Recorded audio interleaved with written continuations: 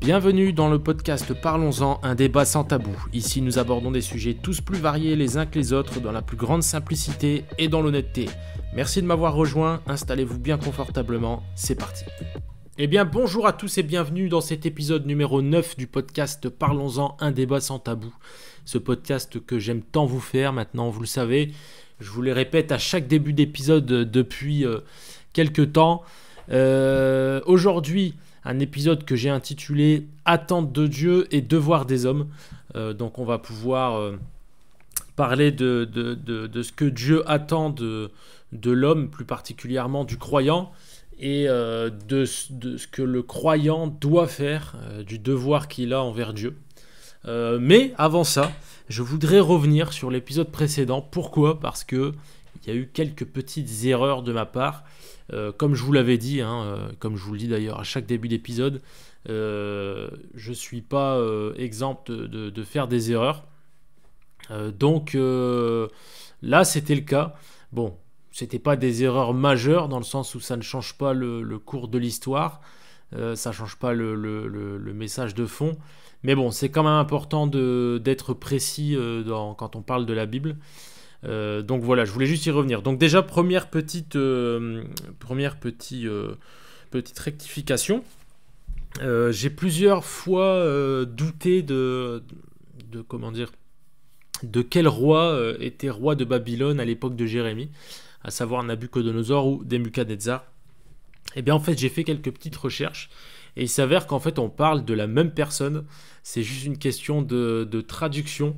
Une question de transcription et d'adaptation en fait à chaque langue, puisque chaque langue adapte les noms étrangers selon sa phonétique et ses habitudes d'écriture tout simplement. Donc du coup là sur certains textes Nebuchadnezzar est plus proche de l'hébreu, en latin le nom qui va être plus proche du latin ça va être Nabuchodonosor.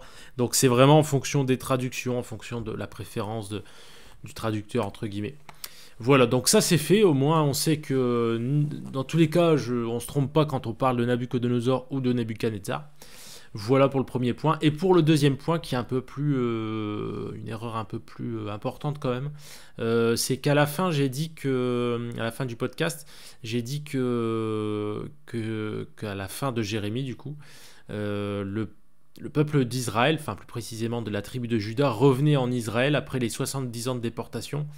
C'est pas tout à fait ça, parce qu'en réalité, le livre de Jérémie se termine sur une note un petit peu sombre comme ça, où on sait pas trop ce que va devenir le peuple d'Israël, mais en même temps, il y a une lueur d'espoir, parce qu'en fait, il y avait l'ancien roi de Juda qui s'appelle Joachim, ou Joachim, je sais pas, je pense que c'est Joachim qu'on dit. Mais en tout cas voilà, ancien roi de Juda, était toujours prisonnier du roi Nebuchadnezzar, donc roi de Babylone. Et donc en fait ce qui s'est passé, c'est que quand Nebuchadnezzar est mort, son fils, comment il s'appelle, je vais vous dire ça tout de suite, c'est Évil-Merodach je crois, Évil-Merodach, donc le fils de Nabuchodonosor, prend la suite de son père du coup, et lui il va avoir un jugement beaucoup plus clément concernant Joachim, et donc du coup il va lui donner un traitement de faveur, donc il va être plus gentil avec lui, il va lui permettre de manger à la table du roi et d'avoir des privilèges. Donc il n'en est pas moins que Joachim finira sa vie en tant qu'exilé, mais voilà, avec des privilèges dus à son rang. Quand je dis lueur d'espoir, c'est parce que en fait, le roi Joachim est un descendant direct de la lignée de David. Et en fait, si je dis pas de bêtises, Jésus lui-même descendra de la lignée de David. Et donc, en fait, on voit que l'alliance qui avait été faite avec David à l'époque, on pourrait revenir dans un autre podcast, Dieu ne l'a pas oublié, et que du coup la descendance de David est toujours là, donc elle va toujours elle va assurer sa survie, on va dire, et donc on pourra arriver jusqu'à Jésus bien plus tard. Voilà, concernant le peuple d'Israël, il y a eu quelques personnes qui sont revenues en Israël par-ci par-là, des petits groupes Mais sinon, l'ensemble est quand même resté exilé également avec le roi Joachim. Ils reviendront seulement bien plus tard, plusieurs décennies plus tard, en Israël, dans un cadre bien précis, mais c'est pareil, on y reviendra plus tard, peut-être dans un autre podcast, parce que sinon, comme d'habitude, on n'a pas fini. La magie et en même temps le problème de la Bible, c'est que quand on fait des études, ça part vraiment dans tous les sens. On pourrait faire des études à chaque phrase. Donc on est obligé de se concentrer sur un point. Voilà pour les deux premiers, enfin pour le premier point, on va dire, qui voulait rectifier les erreurs de l'épisode précédent. Maintenant, donc pour notre épisode d'aujourd'hui, donc je le répète, épisode 9, que j'ai appelé « Attente de Dieu et devoir de l'homme », plus précisément du croyant. En fait, je me suis posé la question en lisant la Bible concernant un verset sur lequel je suis tombé où Jésus dit en fait ce n'est pas ceux qui me disent Seigneur, Seigneur qui seront sauvés, donc qui iront au paradis, mais c'est ceux qui font la volonté de mon Père. Et donc je me suis dit mais ok, donc ça veut dire que t'as beau dire Seigneur, Seigneur, mais si tu n'obéis pas à ce que Dieu veut, tu ne seras pas sauvé en fait. Et je me suis dit, qu'est-ce que Dieu veut, dans le fond? C'est quoi sa volonté? Qu'est-ce qu'il veut de nous? Est-ce qu'il veut simplement qu'on croie en lui? Est-ce qu'il veut qu'on croie en son Fils? Est-ce qu'il veut qu'on prie? Est-ce qu'il veut qu'on veille à profiter de la vie, de ce qu'il nous donne? Est-ce qu'il veut qu'on aime notre prochain? Est-ce qu'il veut qu'on passe notre temps à lire la Bible sans rien faire d'autre? Est-ce qu'il veut qu'on croie en l'existence d'un créateur et que ça lui suffit pour entre guillemets, nous sauver? Est-ce qu'il veut qu'on prenne soin de la nature, qu'on soit entre guillemets écolo, qu'on fasse des câlins aux arbres? J'en sais rien. Mais en fait, je me suis dit, c'est peut-être un peu de tout ça à la fois, mis à part pour croire en l'existence d'un simple créateur, c'est pas suffisant pour moi, puisque c'est seul le nom de Jésus sauve. Seul le fait de croire et de comprendre que c'est le Fils de Dieu qui est mort pour les péchés du monde, c'est seulement ça qui sauve. Mais je pense que sinon, c'est un peu tout ça à la fois, puisqu'il veut qu'on ait une relation avec lui, qu'on prenne soin de ce qu'il nous donne, aussi bien de nous-mêmes que de notre famille, de notre prochain, que de la nature, etc. Donc voilà, donc en fait, quand on regarde un petit peu les différentes études qui sont faites, ou même ce qu'en dit le monde séculier sur ce que Dieu veut, sur ce qu'il pense en tout cas que Dieu veut pour nous, on voit que voilà, tout le monde y met son grain de sel. Ça part un peu dans tous les sens. Mais je me suis dit, voilà, qu'est-ce que dit la Bible sur les attentes de Dieu? Parce qu'encore une fois, la Bible, c'est ce qui est elle est la mieux placée pour définir qui est Dieu et ce qu'il veut pour nous. Donc, quels sont les devoirs de tout homme et de toute femme qui voudrait suivre le Christ et être son ou sa disciple, simplement. Donc, pour comprendre ce que Dieu veut, d'après le verset dont je vous ai parlé tout à l'heure, donc respecter la volonté de Dieu, je me suis dit, qu'est-ce que la volonté de Dieu? Pour le comprendre, il faut qu'on aille voir dans l'Ancien Testament, notamment en Deutéronome et en Exode, les commandements de Dieu. Quels étaient les commandements de Dieu qui ont été donnés au peuple d'Israël et qui nous ont été ensuite été transmis par la nouvelle alliance que le Christ a fait avec nous. Donc il y a plusieurs commandements, hein. Vous connaissez tous le terme les 10 commandements. D'ailleurs, il y a même eu des films caricaturaux ou même un peu moqueurs des 10 commandements. Je pense au film de Michael Youn, les 11 commandements, etc. Bon, c'était un peu, voilà. Bon, c'est pas le genre de film que j'apprécie, dans le sens où on rigole pas avec Dieu, en fait. Dieu, il donne des règles et puis l'homme se permet de faire le malin. Et après, quand il lui tombe un truc sur le coin du pif, ça pleure et ça dit Seigneur, s'il te plaît, machin. Bon, bref, après, c'est pas un jugement, on est tous comme ça, on va dire, sur des sujets différents. Mais voilà, moi, c'est pas des sujets sur lesquels j'aime rire, parce que j'estime qu'on rigole pas avec Dieu, en fait. Enfin, on rigole pas avec Dieu. On se moque pas de Dieu, c'est ça que je veux dire. Dieu, pour moi, a de l'humour, on peut rire. Même lui, je suis sûr que des fois, il doit se marrer quand il nous voit. Mais il y a des choses sur lesquelles, voilà, faut rester sérieux et puis solennel. Ça fait un peu de, comment on dit ça, solennité, je crois, ou un truc comme ça. Ça fait pas de mal. C'est important. Et ça, c'est un truc que j'envie des fois aux catholiques qui sont très solennels. Ils prennent les choses au sérieux. Ça, c'est quelque chose que j'apprécie chez eux. Il n'y a pas que du mauvais non plus. Voilà, donc, les 10 commandements. Donc on va les citer tous ensemble. Donc ça se trouve dans Exode chapitre 20, pardon, versets 1 à 17. Et donc on va reprendre les 10 commandements. Donc il y aura: tu n'auras pas d'autre Dieu devant moi. Tu ne te feras pas de sculpture sacrée ni de représentation de ce qui est en haut dans le ciel, en bas sur la terre et dans l'eau plus bas que la terre. Tu ne te prosterneras pas devant elles et tu ne les serviras pas, car moi l'Éternel ton Dieu, je suis un Dieu jaloux. Donc là déjà, tu n'auras pas d'autre Dieu devant moi. Et le deuxième que je viens de vous dire, on parle d'une infidélité spirituelle. Donc c'est-à-dire d'adorer un autre Dieu que le Dieu d'Israël, donc c'est-à-dire le Dieu d'Abraham, d'Isaac et de Jacob. Donc Abraham, Isaac et Jacob, pour ceux qui comprennent pas trop pourquoi on fait référence à eux, on dit le Dieu d'Abraham, d'Isaac et de Jacob parce que c'est avec eux que Dieu a fait son alliance. Donc c'est avec eux et leurs descendants que Dieu a une alliance. C'est pour ça qu'on dit tout le temps Dieu d'Abraham, d'Isaac et de Jacob. Donc en troisième commandement, tu n'utiliseras pas le nom de l'Éternel ton Dieu à la légère, car l'Éternel ne laissera pas impuni celui qui utilisera son nom à la légère. Donc là on revoit un peu ce que je disais tout à l'heure quand je dis qu'on ne rigole pas avec Dieu en fait sur certains trucs. Dieu c'est pas un rigolo, c'est pas notre pote, il nous aime, c'est un père, mais attention à ce qu'on dit de lui, attention à la façon dont on parle de son nom. Voilà, c'est pas n'importe qui. En quatrième commandement, il demande de respecter le jour du sabbat, donc c'est le 7e jour. Pourquoi ? Parce que Dieu a créé la terre en 6 jours et qu'il s'est reposé le 7e, donc il a fait du 7e jour un jour sacré de repos. Voilà. En 5e commandement, honore ton père et ta mère afin de vivre longtemps dans le pays que l'Éternel ton Dieu te donne. En commandement numéro 6, tu ne commettras pas de meurtre. En 7, tu ne commettras pas d'adultère. En 8, tu ne commettras pas de vol. En 9, tu ne porteras pas de faux témoignages contre ton prochain. Et en 10, tu ne convoiteras pas la maison de ton prochain, ni sa femme, ni son esclave, ni sa servante, ni son bœuf, ni son âne, ni quoi que ce soit qui lui appartienne. Donc là, on voit son bœuf, son âne, etc. Il faut reprendre aussi le contexte de l'époque où ils avaient des choses forcément que nous, on n'a pas forcément aujourd'hui, en tout cas pas tous. Voilà, mais en tout cas, l'idée de fond, c'est de ne pas convoiter quoi que ce soit qui appartienne à son prochain, parce que la convoitise, c'est charnel, et qu'on n'a pas à être jaloux des choses terrestres, on doit se contenter de ce que Dieu nous donne.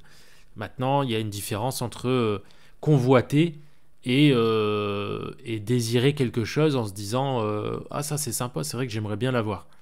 Convoiter pour moi c'est vraiment si je peux lui voler, je lui vole. Voilà, que ce soit sa femme, son âne, son bœuf, qu'importe.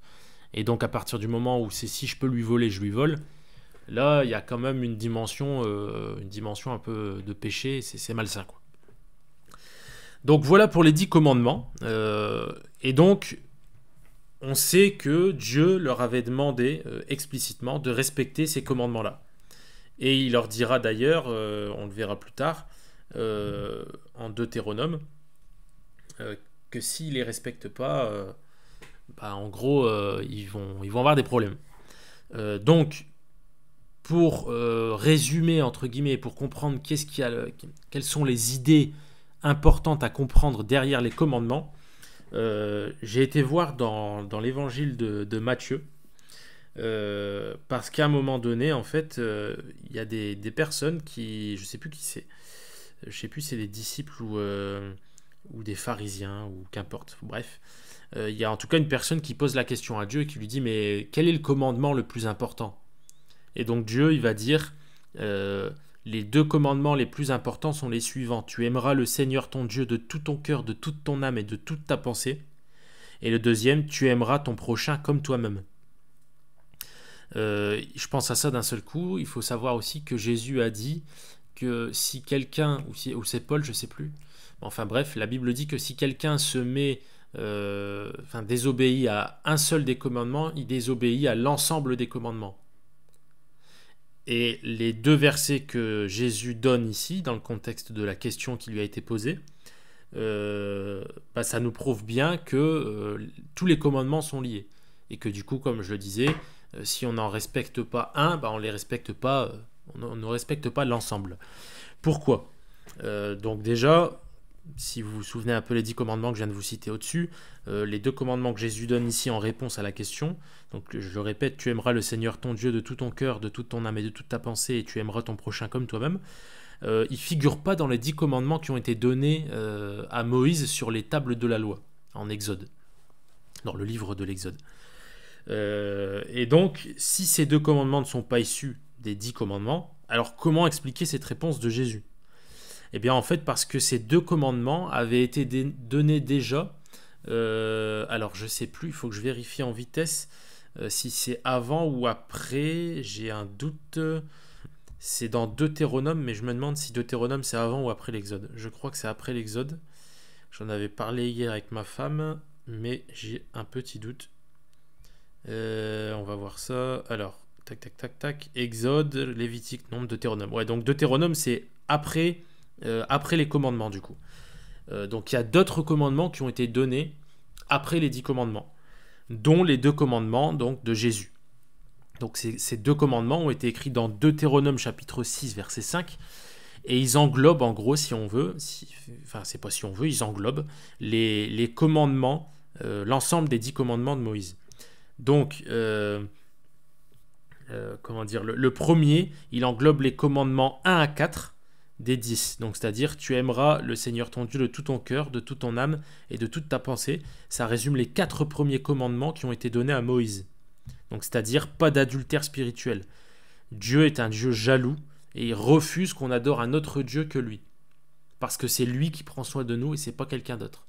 C'est comme si vous donniez à manger à vos enfants, vous leur payez les études, vous les aimez, vous leur donnez tout ce dont ils ont besoin, et puis vos enfants iraient appeler quelqu'un d'autre papa ou maman. Je pense que ça vous ferait bien mal et vous vous direz attends, il déconne ou quoi ? Enfin, ça fait mal, ça fait vraiment mal, là c'est blessant. Et c'est exactement la même chose pour Dieu. C'est Dieu qui s'occupe de nous, c'est Dieu qui prend soin de nous, et nous on irait adorer un autre Dieu qui n'existe même pas. On va pas s'écarter parce que j'allais partir encore dans un autre truc. Et on irait adorer quelqu'un d'autre. C'est pas juste. Et donc, le deuxième commandement, donc tu aimeras ton prochain comme toi-même, lui, du coup, il reprend les commandements numéro 5 à 10. Donc tout ce qui est tu ne commettras pas de meurtre, d'adultère, de vol, tu ne porteras pas de faux témoignages contre ton prochain, tu ne convoiteras pas la maison, la femme, etc. de ton voisin, et honore ton père et ta mère afin de vivre longtemps sur la terre, enfin sur le pays promis. En gros, voilà, ce deuxième verset, aime ton prochain comme toi-même, il reprend ces 5 commandements-là. C'est logique, si on aime notre prochain comme nous-mêmes, on n'a pas envie de le voler, on n'a pas envie de le tuer, on n'a pas envie de lui voler sa femme ou son bœuf ou son âne, etc., etc., etc. Donc, Jésus donne ces 2 commandements en disant que c'est les 2 plus importants qui sont semblables l'un à l'autre et qui résument toute la loi et les prophètes. Et donc, dans Deutéronome, Jésus, enfin, c'est pas Jésus, c'est Dieu, leur dit clairement que s'ils ne respectent pas, voilà, c'est ce que je vous disais tout à l'heure, les commandements, ils vont avoir des problèmes. Et il leur parle déjà d'avance de l'adultère spirituel. En leur disant, ne vous prosternez pas devant d'autres dieux, ne priez pas d'autres dieux, parce que sinon, ma colère va s'embraser envers vous, et là, ce sera terminé, quoi. Enfin, il va se passer des trucs de fou. Et je crois même que dans le texte, il y a un moment où Dieu, il leur dit, ne faites pas ça comme au temps de tac, tac, tac, tac. Donc ça veut dire que le peuple d'Israël avait déjà commencé, à cette époque-là, à faire de l'infidélité spirituelle vis-à-vis de Dieu. En même temps, voilà, il faut reprendre le contexte. C'est pas une excuse, mais bon, ça fait partie de leur histoire. Ils ont vécu, je sais plus, je crois que c'est plus de 300 ans en esclavage en Égypte. Je crois que c'est 300 ans. Encore une fois, ça allait vérifier, mais il me semble que c'est ça. En Égypte, du coup, ils ont été au contact du peuple égyptien, et puis ils ont été au contact des mœurs et de la culture égyptienne. Donc il y a pu y avoir un certain mélange culturel et religieux qui s'est fait. Il y en a qui ont dû certainement s'écarter de Dieu et adorer des faux dieux. Donc voilà pour les commandements. Donc le reste du chapitre, comme je disais, montre que Dieu est intransigeant sur le respect des commandements et assure paix, bénédiction et bonheur si le peuple d'Israël obéit. Il leur dit du coup que que à un moment, Dieu, en fait, il dit au peuple d'Israël, vous direz à vos enfants, quand vos enfants vous poseront la question pourquoi on doit respecter ces règles, vous direz à vos enfants, car tant que nous les respectons, nous aurons droit à la justice de Dieu. Et donc ça m'a interpellé parce que je me suis dit, la justice de Dieu, qu'est-ce que c'est?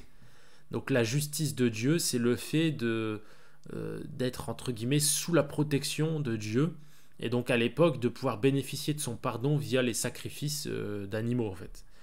Aujourd'hui, la justice de Dieu, elle est incarnée en Jésus-Christ, puisque Jésus a répondu à la justice de Dieu vis-à-vis du péché. Ça, c'est ce que je vous disais dans je ne sais plus quel épisode précédent. La justice de Dieu réclamait la mort du pécheur, et Jésus a payé ce prix. Donc Jésus incarne la justice de Dieu, en fait. Donc aujourd'hui, je me suis dit, dans un premier temps, je me suis posé la question, donc si on veut faire la volonté de Dieu et bénéficier du sang de Jésus-Christ, on doit respecter ses commandements, du coup, puisque Jésus aujourd'hui représente la justice de Dieu. Dans un premier temps, je me suis dit ça, et puis je sais pas, j'étais pas sûr, et je me suis dit, il y a un truc qui sonne faux. Il y a un truc qui sonne faux par rapport à la grâce de Dieu, etc. Il y a un truc qui va pas. Et donc j'ai continué mes recherches, et on y reviendra tout à l'heure. J'ai trouvé une réponse, on y reviendra surtout dans la conclusion, ou un petit peu avant. J'ai trouvé une réponse qui répondait parfaitement à l'ensemble des versets de la Bible concernant ce sujet. Donc, je reviens à ce que je disais, tant que le peuple reste dans l'obéissance de la loi, alors ils ont un accès à la justice de Dieu. Pour respecter la loi et obéir aux commandements de Dieu, d'après ce que je connais de la Bible, je me suis dit, dans la continuité du coup du raisonnement que j'avais, c'était qu'il fallait, on ne peut pas par nous-mêmes en fait, ou même simplement par amour, renoncer au péché. Parce que le péché, il est dans notre chair en fait, on a tout le temps envie de pécher. C'est comme ça, on n'a pas des réactions qui sont faites charnellement pour obéir aux lois de Dieu. Et donc je me suis dit, on a besoin de quelque chose de Dieu pour pouvoir obéir à ses commandements. J'en avais déjà parlé dans un épisode, et donc je reviens dessus. Pour moi, la crainte de Dieu est d'une nécessité ultime dans le renoncement au péché. C'est obligatoire. Mais ça doit être une crainte qui est saine et qui est basée sur la connaissance de la patience unique de Dieu, donc la patience dont je parlais dans l'épisode précédent, et de l'amour inconditionnel qu'il nous porte. C'est-à-dire que la crainte, oui, elle est nécessaire, il y a plusieurs versets qui le disent, on y reviendra après, elle est nécessaire pour se détourner du mal, mais il faut que ce soit une crainte, pas une peur comme d'un père fouettard, quand je disais comme je disais dans l'épisode précédent, mais une crainte qui englobe la totalité de qui est Dieu. Donc une crainte de se dire, ok, je dois respecter les commandements de Dieu, je dois le craindre parce que je sais que si je ne respecte pas ces commandements, derrière il y aura des conséquences, tout en sachant que c'est pas parce que je faute une fois que Dieu va me mettre un revers de la main et que il va m'arriver des bricoles. Parce que Dieu, encore une fois, comme je le disais dans les épisodes précédents, et plus particulièrement dans celui juste avant, l'épisode numéro 8, Dieu est plus que patient et Dieu nous aime inconditionnellement. On en a la preuve puisqu'il a donné son Fils pour nous sauver alors que nous étions pécheurs. Et qu'on suivait notre chair en gros. Alors maintenant qu'on croit en Jésus-Christ, c'est un verset qui le dit ça, à combien plus forte raison Dieu va nous pardonner. Puisqu'on essaye, on vit pour lui. Bien sûr, on n'est pas parfait, mais on vit pour lui. Maintenant qu'on vit pour lui, bien sûr qu'il va encore plus nous pardonner, puisqu'il nous pardonnait déjà avant, alors qu'on marchait selon notre chair, selon le péché. Bref, là j'ai digressé un petit peu. Donc, je reviens. La crainte de Dieu, oui, mais dans le cadre de la connaissance de sa patience inégalée et de son amour inconditionnel. Donc c'est important de connaître son amour profond et sa patience, mais aussi sa justice et sa toute-puissance, de reconnaître qu'il est souverain en fait, qu'il qu'il est au-dessus de tout. Voilà. Il est au-dessus de tout. Personne ne peut l'obliger de ne pas nous pardonner. Et personne ne peut l'obliger non plus comment dire, de nous punir, à nous punir. C'est-à-dire que si Dieu décide de vous punir, personne ne pourra l'en empêcher. Si Dieu décide de vous aimer, personne ne pourra l'en empêcher non plus. C'est ça, reconnaître sa souveraineté et le craindre. C'est-à-dire qu'il est tout puissant. Rien ni personne, pas même le diable, malgré ce qu'on veut nous faire croire aujourd'hui, ne peut faire quoi que ce soit quand Dieu a décidé quelque chose. Il fait ce qu'il veut, c'est Dieu. Et ça, pour moi, c'est la crainte, c'est une crainte saine. C'est de cette crainte-là dont parle la Bible. Donc les différents versets, parce que c'est important de les citer aussi, qui parlent de la crainte de Dieu et aussi de l'amour qu'il a pour nous. Je vais les donner, il y en a plusieurs, je vais essayer de pas trop être long parce que, encore une fois, je sais que c'est pas toujours évident d'écouter en boucle des versets. Donc il y a Philippiens 2,12 qui dit « Travaillez à votre salut avec crainte et tremblement. » Avec crainte et tremblement. Donc là, on voit bien que le salut, oui, on a accès au salut par grâce, c'est gratuit. Mais il y a un engagement et on doit travailler à cet engagement, au salut, avec crainte et tremblement. Donc ça veut bien dire qu'on doit prendre conscience de qui est Dieu. Ensuite, en Hébreux 12, versets 28 à 29, il y a écrit « Servons Dieu avec piété et avec crainte, car notre Dieu est aussi un feu dévorant. » Encore une fois, on voit ici que Dieu n'est pas le Dieu que veulent représenter les caricatures d'aujourd'hui, un petit barbu qui est sur un nuage, un peu fatigué. Tout ça, c'est des âneries en fait. Dieu, s'il veut, ces gens-là, il les extermine. Ah, tu veux te moquer de moi? Maintenant, je vais te démolir. Mais il le fait pas. Parce qu'il est patient, parce qu'il les aime. Et qu'il sait qu'ils sont pervertis par le péché. Ensuite, en Proverbe 16 verset 6. Par la bonté et la vérité, on expie la faute. Et par la crainte de l'Éternel, on se détourne du mal. Ça, c'est pareil, j'en avais déjà parlé dans un épisode précédent. Par la crainte de l'Éternel, on se détourne du mal. Il n'est pas écrit par l'amour de Dieu, on se détourne du mal. Ou par la prière, on se détourne du mal, ou je sais pas quoi. Par la crainte de l'Éternel. Parce que je reviens sur ce que disait Deutéronome. Respectez, en gros, hein, c'est pas écrit tel quel, mais presque. Respectez mes commandements et vous serez bénis. Désobéissez aux commandements et là vous allez prendre cher. Ma colère, elle va s'embraser et vous aurez désobéi pour votre malheur en fait. Donc ce proverbe-là, il reprend bien cette idée-là. Ensuite, concernant l'amour de Dieu, j'en ai pris que 2 parce qu'en fait ils suffisent. Déjà juste le premier suffit. Donc un qui est très connu, Jean 3,16, donc Jean chapitre 3 verset 16. Car Dieu a tant aimé le monde qu'il a donné son Fils unique, afin que quiconque croit ne périsse pas, mais qu'il ait la vie éternelle. Donc là c'est ce que je vous disais tout à l'heure. Car Dieu a tant aimé le monde qu'il a donné son Fils unique. Il a donné Jésus, son Fils, en pâture aux humains, en sachant que Jésus allait se faire démolir, qu'il allait se faire cracher dessus, je le répète à chaque fois, mais torturé. Regardez La Passion du Christ, le film de Mel Gibson. Il y en a qui vont dire ouais mais c'est des trucs sataniques, il aurait arrivé des trucs de fou sur le tournage, peut-être, mais on s'en fout. On s'en fout parce qu'on voit clairement comment Jésus a trinqué pour nous. Et si vraiment c'est un film qui a été tourné dans des conditions un peu bizarres parce que Hollywood, parce qu'on sait qu'ils font des trucs bizarres, eh ben ils se tirent une balle dans le pied parce qu'en fait ils sont en train de montrer comment Jésus a été bon envers nous, comment Dieu a été bon envers nous d'envoyer son Fils. Et alors qu'on était pécheurs et qu'on marchait selon la chair, comme je vous disais, il a envoyé son Fils pour nous sauver. Si ça c'est pas une preuve d'amour inconditionnel, je sais pas ce que c'est. Ensuite, en 1 Jean chapitre 4 versets 18 à 19, et là c'est intéressant parce que du coup, je crois que c'est Jean qui a écrit 1 Jean, forcément.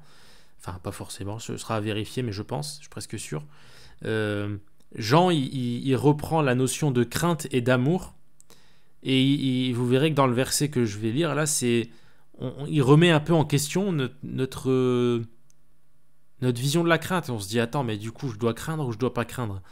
Là, il dit, donc je répète, 1 Jean chapitre 4, versets 18 à 19, « Il n'y a pas de crainte dans l'amour, mais l'amour parfait bannit la crainte, car la crainte suppose un châtiment. Celui qui craint n'est pas parfait dans l'amour. Pour nous, nous l'aimons, car il nous a aimés le premier. »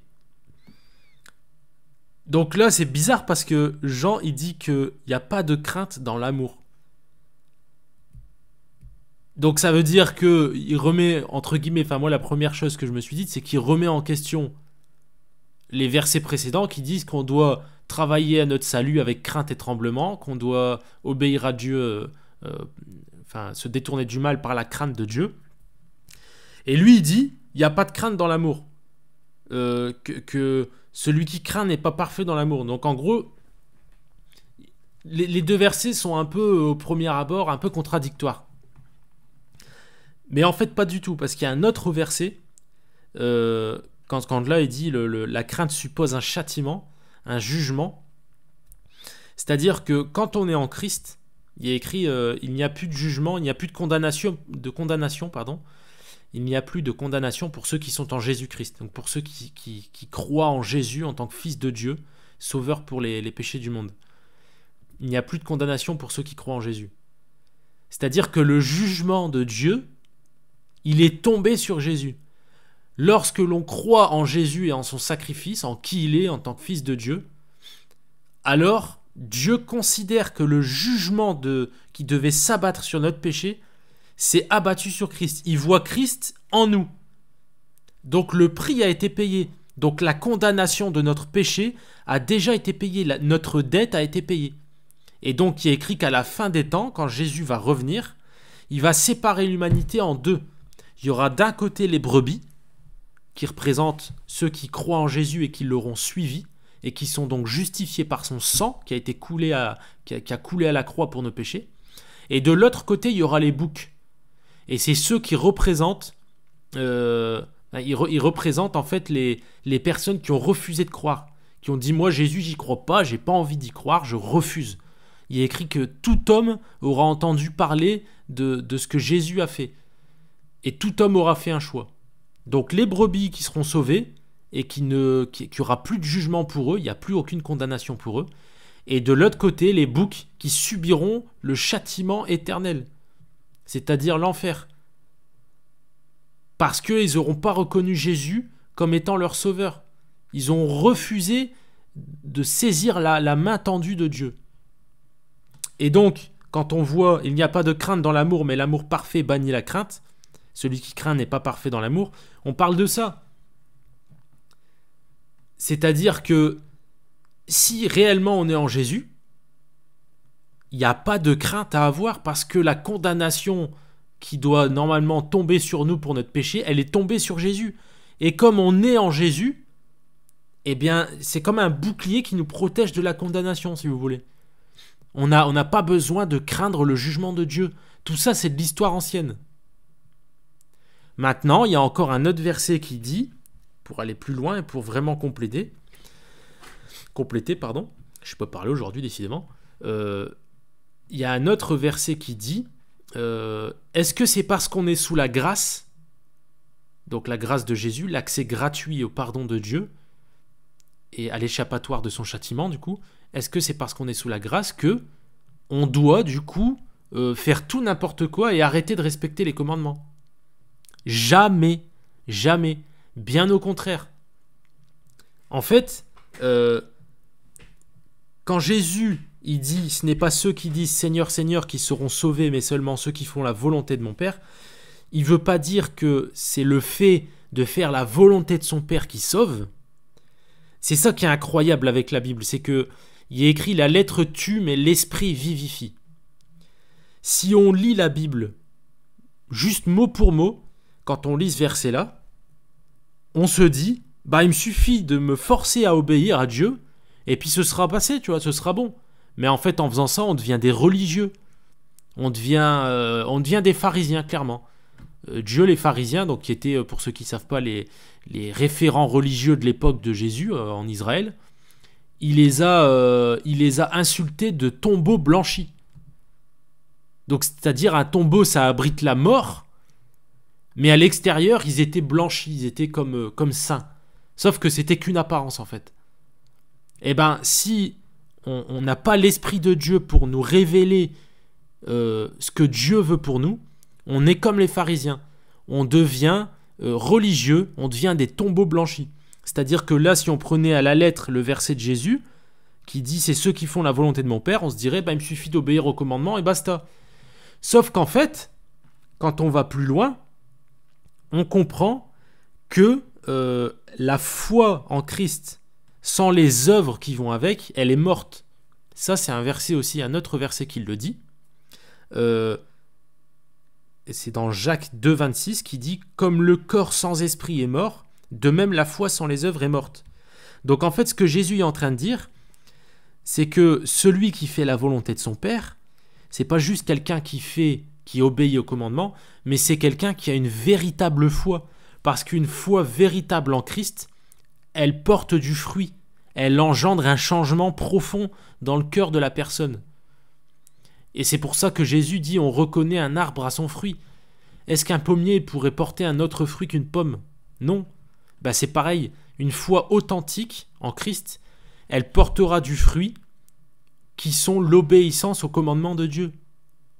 Parce que par son Esprit Saint, grâce au fait qu'on croit en Christ et qu'on ait la foi en lui, il nous donne la possibilité, la force, le courage d'obéir à ses commandements.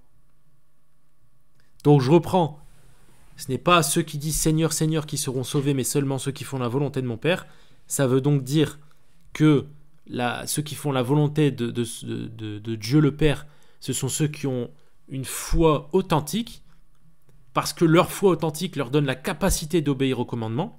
Et c'est donc pas basé, le fait d'être sauvé n'est donc pas basé sur les œuvres, pour que personne ne puisse se vanter devant Dieu en disant « moi j'ai fait ça », mais c'est basé sur une foi.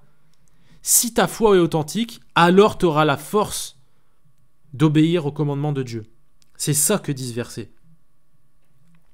Et donc c'est pour ça que Paul, il dira en Éphésiens chapitre 2, versets 8 à 9, il dira « Car c'est par la grâce que vous êtes sauvés, par le moyen de la foi. Et cela ne vient pas de vous, c'est le don de Dieu. Ce n'est point par les œuvres, afin que personne ne se glorifie. » Donc ça, c'est ce que je viens de dire. Et donc ce qui est ultra intéressant, c'est que quand on lit, encore une fois, tous ces versets-là, sans l'Esprit de Dieu, sans que l'Esprit de Dieu nous instruise, on a l'impression que tous ces versets ils se contredisent. Et on se dit, mais attends, moi je sais plus où donner de la tête, je dois craindre, je dois pas craindre, attends, il y a un jugement pour nos actions, il n'y en a pas, comment ça se passe? En fait, quand l'Esprit de Dieu est avec nous, justement, on lit la Bible de cette façon-là, et son esprit nous dit, c'est ça que je veux dire. Et il te met une pensée, d'un seul coup, tu comprends. C'est comme dans un jeu vidéo. D'un seul coup, tu as une quête, tu es arrivé à un point bien précis, hop, la suite de la quête, elle se débloque. Tu passes au chapitre suivant. Ça te donne, je sais pas, admettons, une armure, un loot bien particulier qui va te permettre d'aller encore plus loin dans la quête. Là, c'est pareil. Le fait de savoir qu'on n'est plus jugé, que la condamnation de Dieu n'est pas pour nous, grâce au sang de Jésus, ça nous enlève un poids, mais du tonnerre. Et ça nous donne du courage, de la force. On a envie d'aller plus loin avec Dieu. On se dit, purée, mais Seigneur, je suis tellement reconnaissant. Parce que cette épée de Damoclès qui est au-dessus de notre tête, on l'a plus, nous. Et c'est notre rôle de transmettre ce message-là. C'est ça le message de l'Évangile. De le transmettre aux hommes et aux femmes qui nous entourent. Donc, tout ce que je viens de dire, ça montre bien que la foi et les œuvres vont forcément ensemble. La foi sans les œuvres, elle est morte. C'est ce que dit Jacques tout à l'heure, comme je vous l'ai dit. Donc ça, c'est hyper important de le comprendre. Une foi authentique engendre des fruits, des actions, des œuvres, une obéissance à Dieu. Mais l'obéissance à Dieu, des œuvres, etc., sans la foi, ça démontre rien du tout en fait. Ça démontre juste une religiosité. Et si vous vous posez la question, parce que je me suis déjà posé la question aussi, d'ailleurs il y a une prédication de quelqu'un de mon église une fois qui avait été très bien là-dessus, il y a un verset qui dit « Celui qui m'aime, c'est celui qui applique ma volonté, celui qui met en pratique mes commandements. » Et ben on a toutes les réponses. Celui qui m'aime, si vous vous posez la question « Est-ce que j'aime vraiment Dieu ?» Eh ben il suffit de te dire « Est-ce que ma foi me pousse à changer d'attitude? Est-ce que ma foi me pousse à obéir aux commandements de Dieu? Est-ce qu'il y a des fois ma conscience me dit il y a quelque chose qui va pas, je suis pas tranquille avec telle chose? Eh ben ça veut dire que votre foi est authentique et que vous aimez Dieu. Ça veut dire que le Saint-Esprit travaille en vous. On est tous en chantier. On est en construction. Imaginez que vous êtes une espèce d'énorme ville ou un château fort ou qu'importe l'architecture que vous aimez. Moi je kiffe l'époque féodale, le Moyen-Âge comme on dirait. Moi je m'imagine comme un château. Je suis un château en construction. J'ai certaines défenses qui sont déjà bien construites, j'en ai d'autres qui sont moins bien construites, que je dois renforcer avec des soldats, j'en sais rien, c'est pour imager le truc. Mais vous avez compris, on est tous en chantier. Si votre foi est authentique, elle vous poussera à un changement. Et elle vous poussera à obéir aux commandements de Dieu. Et c'est à ça que vous savez que vous aimez Dieu et que Dieu vous aime. Parce que la suite du verset, c'est ça. Et donc je reviens aussi sur... c'est important de revenir là-dessus, sur les personnes qui voudraient tromper les hommes en commettant toutes sortes d'actes qui montreraient une piété évidente et qui seraient un peu comme les pharisiens dont parle Jésus, qui sont des tombeaux blanchis, donc qui à travers leurs actions voudraient prouver leur foi alors qu'ils ne respectent rien. Et tout ça à des fins pécuniaires ou à des faveurs sexuelles des femmes, etc. Ou même des enfants, parce que dans certaines sectes, on voit des dingueries. Je pense là à la secte de Raël. Là, il y a une femme, il y a quelque temps, qui avait partagé son témoignage sur le podcast Légende concernant la secte de Raël. Elle disait qu'il s'était passé des trucs de fou. Bref, vous pouvez aller l'écouter. Les gens qui font ça et qui se font passer pour des gens pieux ou des messies ou je ne sais quoi, sachez que vous ne pouvez tromper que les hommes. Vous ne pouvez pas tromper Dieu. Et que qui sème le vent récolte la tempête, c'est connu. Semez la mort, vous récolterez la mort. Soit vous vous repentez, soit c'est terminé pour vous. Pensez pas que vous allez échapper au jugement de Dieu. C'est impossible. Ce que vous faites, vous le paierez un jour si vous restez dans votre péché, si vous ne vous soumettez pas à Christ. Dans le bon sens du terme, ce n'est pas une soumission péjorative. C'est-à-dire qu'on se décharge sur lui de tous nos fardeaux. C'est lui qui a porté nos péchés. On doit laisser ce bagage-là du péché, on doit lui laisser. Et pour lui laisser, on doit reconnaître qu'il est notre sauveur. On ne peut pas se sauver nous-mêmes. On doit faire preuve d'humilité. Donc voilà, ça me paraissait important de revenir là-dessus. Il y a un troisième point sur lequel je voulais revenir en vitesse. C'est sur un passage qui parle d'une discussion entre les disciples, où les disciples ils étaient en train de se prendre la tête pour savoir qui était le plus grand d'entre eux. Et c'est marrant parce que déjà, on voit que malgré qu'ils suivaient Jésus tous les jours et qu'ils le voyaient en action, etc., en fait, ils se prenaient la tête sur des trucs comme ça. Mais c'est humain. Moi, le premier, je me serais pris la tête là-dessus en me disant attends, moi, je fais ça, moi, j'ai fait des trucs de fou, c'est moi le plus grand. Tu vois, on a envie d'être reconnu. Et donc, le texte, il dit là ce que je vais vous lire. Donc, il dit « Il arriva aussi une contestation entre eux, pour savoir lequel d'entre eux devait être regardé comme le plus grand. Mais Jésus leur dit, « Les rois des nations les maîtrisent, et ceux qui usent d'autorité sur elles, donc sur les nations, sont nommés bienfaiteurs. Il n'en doit pas être de même entre vous, mais que celui qui est le plus grand parmi vous soit comme le moindre, et que celui qui gouverne comme celui qui sert. Car qui est le plus grand? Celui qui est à table ou celui qui sert? N'est-ce pas celui qui est à table? Et cependant, je suis au milieu de vous comme celui qui sert. Donc là, on voit encore une des attentes de Dieu vis-à-vis de nous, ses enfants, des croyants, de ceux qui croient en Jésus et qui le suivent. Il n'attend pas de nous qu'on se mette en avant et qu'on soit servi par tous. Parce que aujourd'hui, à notre époque, on voit clairement que... comment dire, on doit toujours être mis en avant, on doit se montrer sous notre plus beau profil pour avoir de la notoriété, pour avoir de l'argent, parce que tout ça c'est des signes de réussite, etc. Et quand on réussit, souvent on est servi, on a des privilèges, etc., etc., etc. Et pourtant Jésus lui-même, qui est le Fils de Dieu, Dieu lui-même, dans le cadre de la Trinité, on en a déjà parlé dans les épisodes précédents, il est venu sur terre en tant qu'homme, donc déjà il s'est fait plus petit que petit par rapport à qui il est en tant que Dieu, et en plus il s'est fait serviteur. Il n'est pas venu ici en tant que roi des Juifs pour être dans un palais, manger les raisins les plus exquis, le vin le plus noble d'Israël. Non, non, non, non, non. Il est venu, il est écrit qu'il n'y avait rien pour attirer le regard, Jésus. Il est venu en tant que serviteur.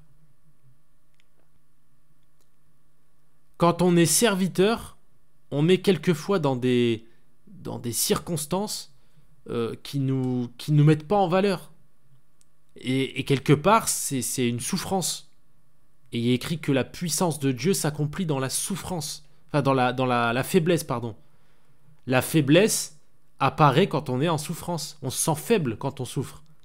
Et c'est précisément là où Dieu manifeste sa puissance. Donc, au travers de ce dernier point, on constate que Jésus nous veut humbles, serviteurs, aimants et compatissants. Et c'est ultra important de prendre conscience de ça et de le mettre en pratique. Pourquoi ? Parce que si on part dans le délire de notre société qui veut qu'on soit les plus beaux, les plus forts, qu'on soit toujours en avant et qu'on soit servi par tout le monde, et qu'on ait du fric à gogo et compagnie, c'est bien d'avoir de l'argent, etc. Je dis pas que c'est mal, mais il faut faire attention à rester humble et à rester dans le chemin que Jésus a tracé. De le garder comme exemple. Parce que si on se met à vivre comme les grands de ce monde, on n'a qu'à regarder leur vie. La plupart du temps, ça ouvre des portes, la notoriété, l'argent et tout, ça ouvre des portes à des trucs de fou. Les désirs de l'homme, ils sont rendus fous par tout ça. Déjà que de base, on n'a pas un cœur droit. Alors quand on a accès à toutes les richesses, à tout ce qu'on veut, mais on part en live. On part en live, c'est obligé. On n'est pas conçu pour avoir autant de richesses, pour avoir autant de choses en fait. C'est pas possible. Nos désirs deviennent fous. On devient fou littéralement. Enfin bref, on passe à autre chose. Donc voilà, on comprend que Jésus veut qu'on reste humble. Donc, en quatrième point, parce que je vois que ça fait déjà 48 minutes, c'est la conclusion du coup de cet épisode numéro 9, on peut donc dire que les attentes de Dieu, donc ce qu'il attend de nous, c'est un amour exclusif, donc c'est-à-dire qu'on doit n'aimer que lui. C'est difficile à dire, mais c'est la vérité, parce que Dieu est un Dieu jaloux, et il est écrit que c'est avec jalousie qu'il aime l'esprit qu'il nous a donné, l'esprit de Dieu. Il faut quand même comprendre que l'esprit de Dieu, il est venu en nous parce que Jésus a payé le prix. Le prix du sang de Jésus, ça, il a une immense valeur qu'on ne peut même pas quantifier.